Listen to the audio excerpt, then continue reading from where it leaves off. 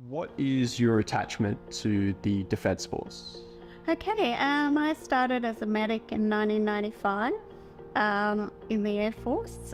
Before that, I guess I was influenced by my family. So my grandfather was in the British Army and he travelled all over the world. My mother was a nurse and my father was a detective and he was in the police force.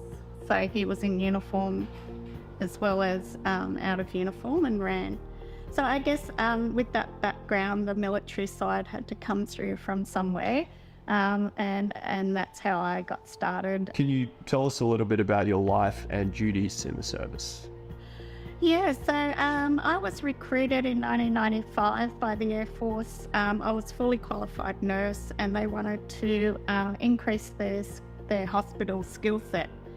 So they brought in nurses that were already trained, and then we were put through the pre-hospital training with the Air Force in regards to pre-hospital care, so emergency care within the ambulance. My duties included aeromedical evacuations, which I did many of nationally and internationally. It included work with search and rescue crews up in Townsville, which I did quite a bit of as well. And I also did some work with Royal Flying Doctor Service. Were you deployed? And if so, can you tell us a little bit about what that entailed? Yes, I've gone on a few deployments. I did a aeromedical evac out of the Solomons. Went to Bougainville and lived there for 4 months. And so primarily peace missions. That I came into live contact over in Bougainville and had a few instances happen there. So I was lucky in the respect. I'll focus on Bougainville because it was my main deployment. I was the medic that filled in for all of the medics throughout the island, so I was lucky enough to see the whole of Bougainville as a patrol medic, and filled in with every single role there.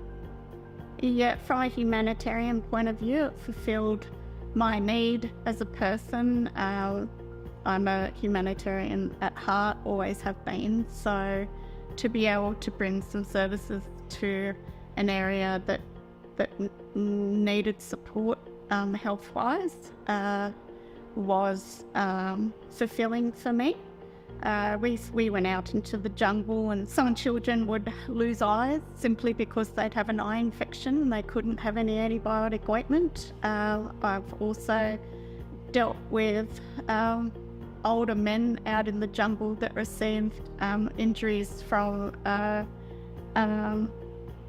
being stabbed in the wall in their leg. They've still got tropical ulcers, so it would just be showing them how to boil bandages and keep flies off the wounds, and doing lots of aeromedical evacs in and out, people having babies and whatnot, flying them up to Booker, and looking after, of course, the contingent as well. And usually when people are on deployments, they do a dual role. For me, I was the shopkeeper and I was the hairdresser. So there's some people walking around with some interesting haircuts whilst I was deployed. Why did you join SMEAC and what does it mean to you? SMEAC. I'm so proud of SMEAC and what the men have achieved here. They really work as a team.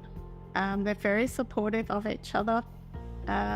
I think it's important to have a safe space for veterans to attend where they don't have to be anything or anyone, they can just be. And I believe that SMEAC provides that safe space for veterans. What are your future expectations and dreams for SMEAC? For me, I'd like to see for SMEAC a one-stop shop for veterans in a relaxed, comfortable atmosphere. So medically, I would really love to see a hub that veterans can come along at any time, any day, to see, a collective hub of medical professionals, including psychologists, doctor, EP, nurse, and just receive the healthcare that they need to receive with the background knowledge in regards to military care.